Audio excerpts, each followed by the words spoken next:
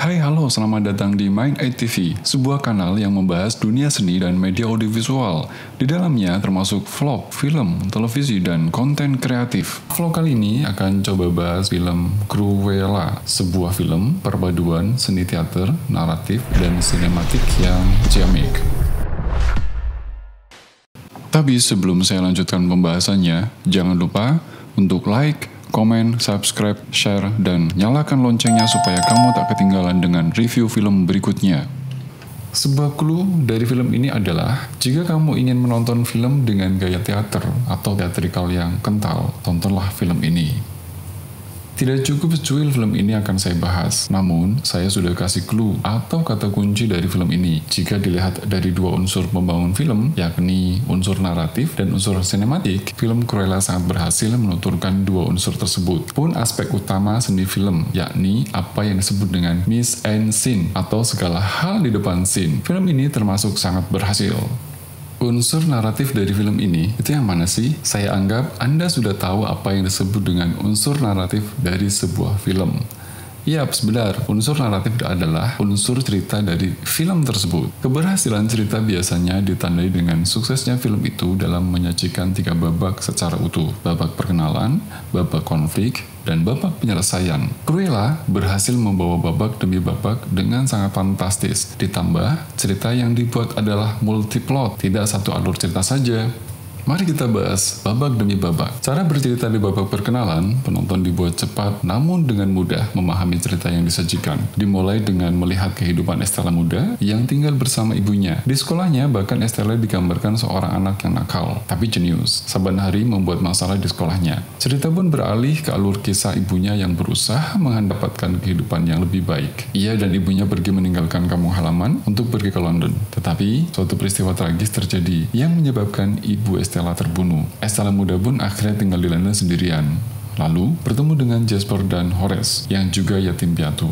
Di scene ini, sedikit cerita menggambarkan kenakalan mereka bertiga yang berprofesi sebagai pencopet hingga dewasa. Namun Estella tidak lupa dengan mimpi besarnya untuk menjadi perancang busana. Dan masuklah babak kedua. Inilah babak konflik. Di sini multiplot pun dimainkan oleh penulis cerita. Jika tidak menonton dengan seksama, saya pastikan penonton akan sedikit terkecoh, bahkan bisa kehilangan alur cerita. Di babak 2 ini, Estella akhirnya dapat bekerja dengan perancang busana paling bergengsi di London, The Baroness. Dan setelah mengalami berbagai macam peristiwa, Estella memutuskan untuk bisa maju dalam dunia fashion dan mengalahkan bosnya. Ia harus tampil dengan persona baru yang dibuatnya, Cruella. Kisah Cruella pun dimulai dengan kilas balik yang membentuk cerita latar belakang dari kehidupan Cruella itu sendiri. Lalu, adegan di masa mudanya tersebut dengan cepat beralih ke tahun 1970-an. Di London, di era punk rock mulai berkibar di Inggris. Nyatanya, pilihan menempatkan Cruella di era 70-an boleh dibilang merupakan suatu hal yang cerdik. Masa ketika di mana fashion punk mulai berakar dan sentimen anti kemapanan mulai menguat, terutama di kalangan anak-anak muda di era itu.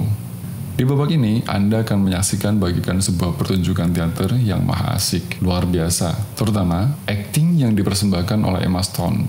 Stone begitu piawai menempatkan dirinya untuk berganti peran dengan berkepribadian yang terbelah. Di sini, Stone dengan begitu mudahnya mengubah karakter antara Estella yang baik hati, serta lembut, dan Cruella yang haus kekuasaan dan pendendam. Disinilah keberhasilan seorang sutradara dalam mengarahkan pemain, di mana satu tokoh mampu bermain dua karakter berbeda hingga ending. Beralih ke babak ketiga, babak ending, pun masih konsisten dengan jalan cerita bak pertunjukan sebuah teater. Cruella berhasil membalas dendamkan ibu angkatnya dengan membunuh ibu kandungnya sendiri, sekaligus bos di tempat dia bekerja.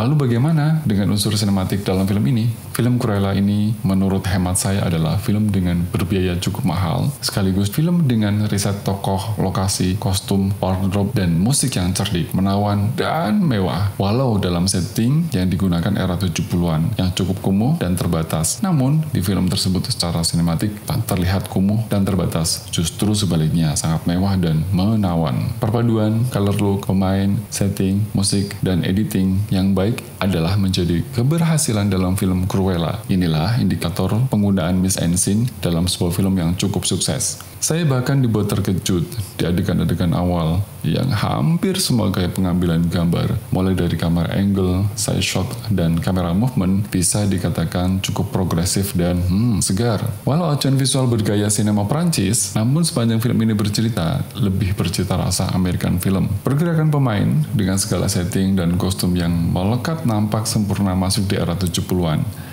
Editing visual sangat konstruktif. Walau film ini digarap dengan multiplot dan maju mundur, namun gaya editing di film ini justru menarik. Penggunaan transisi untuk perpindahan dari waktu ke waktu dari Estella ke Cruella nyaris sangat lembut. Secara umum, film ini dimaksudkan sebagai sebuah autobiografi atau biopik Cruella. Sebagian besar tampil ciamik dan didukung dua hal, naratif dan sinematik yang mewah dan menawan. Bagaimana? Asik bukan? Jangan lupa kalau kamu suka video ini, beri like, komen, subscribe, dan share.